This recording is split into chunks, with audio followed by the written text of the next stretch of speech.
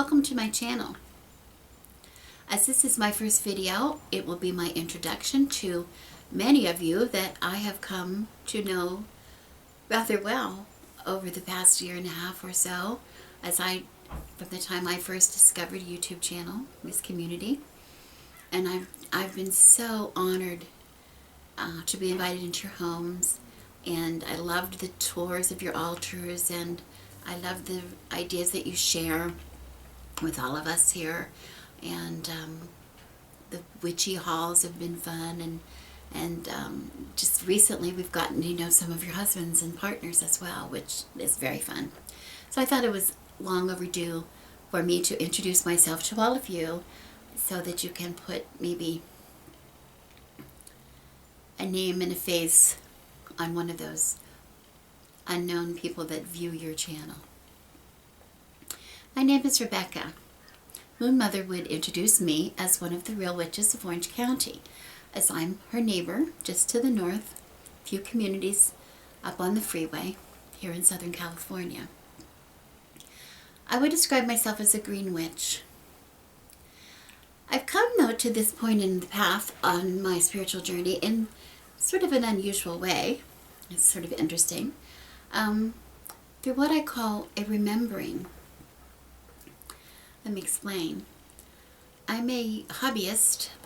One of my hobbies is I recreate and study. We do a lot of researching into life in the Middle Ages. And for me, that means I've spent the last 15 years researching and trying to get to know a woman, my persona, who would have lived in medieval Scotland. She would have been someone who was very much in touch with the wheel of the year and very dependent on local herb lore for her own survival. Knowledge of healing herbs and medicines, tinctures, the knowledge would have been shared from grandmother to daughter to granddaughter. The more time that I spent examining the pagan lifestyle, the more I began to remember the pagan lifestyle. Now, mundanely, I was raised a Christian, a Presbyterian, in fact. And then I became a Catholic and spent many years as a Catholic. But the longer time that I spent as a pagan, as my persona being a pagan, the more I began to remember that as a very integral part in my own spiritual path. That this is where my own spiritual path was probably leading me. Now note that I'm not saying I'm taking a completely different path, because I feel that my journey is one path. I'm still the same person. I'm still on that same journey. I'm the same person I was when I was 9 years old and attending Vacation Bible School, or when I was 39 and the director of religious education for Catholic second grade students. I never I never let go of one religion to adopt a new. I just understood a little more of what my own faith was. I have a parallel in my own personal life, a path in my personal life, which involves my husband. My husband, I have been married to the same man for 40 years. I met him and fell in love with him when I was 14, and I married him when I was 19. Now I'm 60 years old. But I'm still the same person I was. He's still the same person he was when I fell in love with him. The part of him that I carry around inside me, that I feel and love with my heart and with my soul, is still the same man. He hasn't really changed. We've been through a lot of changes, surely. Some of our physical changes are more obvious, certainly. As a matter of fact, we even joke about it. once in a while, because we tend to see each other the same from day to day. We really don't see the changes, and once in a while we'll catch a glimpse of the other one, or even ourselves in the mirror or whatever, and we'll be reminded that we are much older and really do look a lot differently, and we will joke, whoa, what happened to you? Or we will joke, I don't know, I used to be young and then I married you and now I'm old. Coincidence? I think not. That's our favorite joke. But anyway, the man I see is the same, because we are the same. We're just more. So my spirituality is the same. It's just more.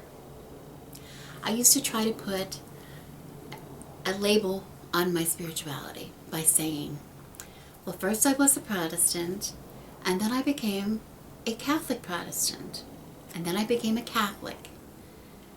But it wasn't long before I realized I was really a Protestant Catholic until I became a pagan. The changing labels never seemed to feel right, because I still was the same. I still believed the same. I still was the same, only more. I remember being a college student, and I went to a college, and it was a Catholic college, and many of my teachers were nuns or priests.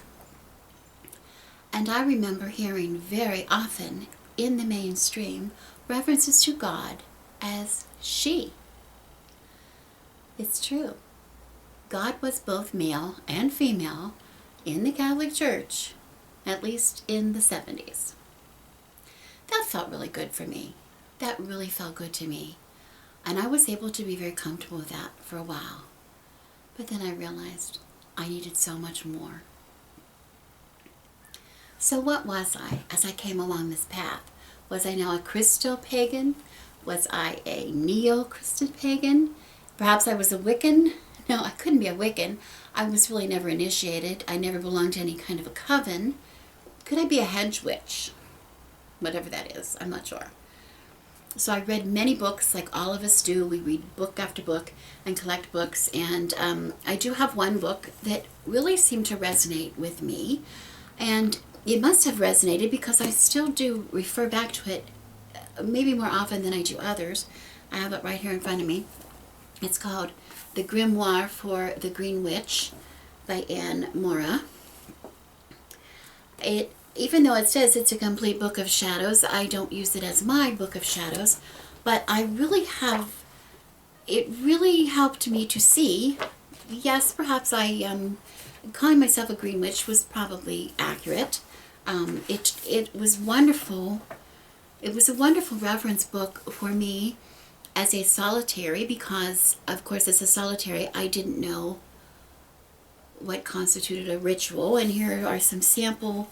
So it has some sample rituals for both Esbats and Sabbats, which I like. I don't know that I've ever used them, but it's a good inspiration, a good place to start. It also has different informations for cleansing and tools and consecrating statues, things like that, which is very helpful. It has some different kinds of ceremonies. It also has a lot of information. This is probably why I refer back to it the most. I really do love this about it. It has probably the last half of the book from here on is all about spellcrafting and correspondences, all in one book. Even though we all have stacks and stacks of books, this has all kinds of color. It has charts, 1 page or whatever of charts for all of the different correspondences, colors, daily influences, smudges, and some short recipes for smudges, for oils, and for incenses, etc. It sounds like the clowns are here.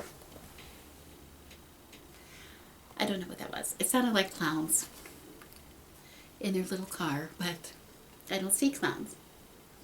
Anyway, it has zodiac associations, runes, all about stones and crystals, just all kinds of things I didn't even know. It even has some basic spells in it. So for someone like me, uh, it really was a valuable book because, first of all, it has reference. It's still a valuable book. It has references to all these things in one, but also it really, as a solitary, I thought, okay, this is the way other people do it. Somebody else does it this way. This is how you cast a spell. This is how you cast a circle or do a ritual. Now, of course, over the years we've developed our own practice, but I still like it for a lot of the other reasons that I listed. Anyway, the reason for bringing it up is, yes, I would say, so today I call myself a green witch.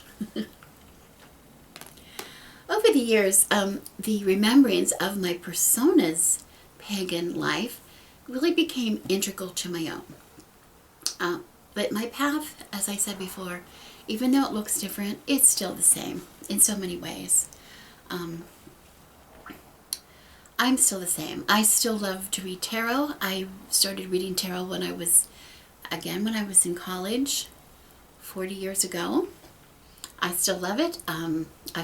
Even though I've collected a lot of tarot decks, my favorite deck, the deck that I still use daily for my own personal reading, is my original deck that I ever had.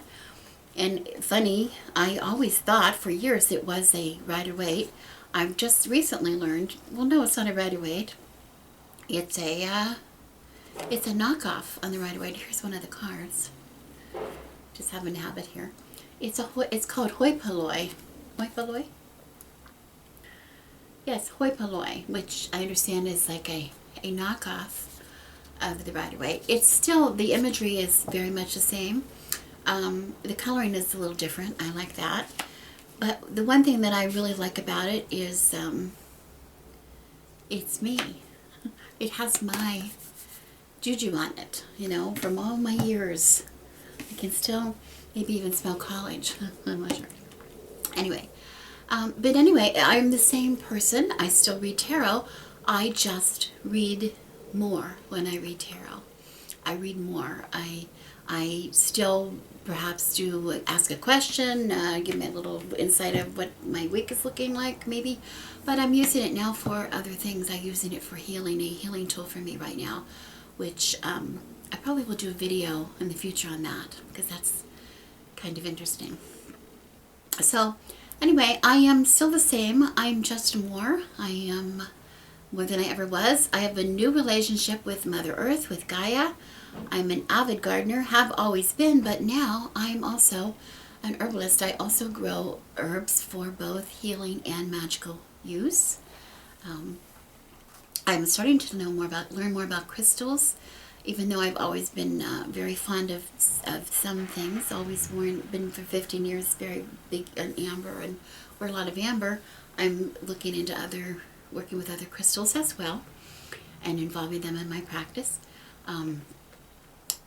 I'm also really much more in tune with the Wheel of the Year than I've ever been in my life, and it's a very, very important part of my life.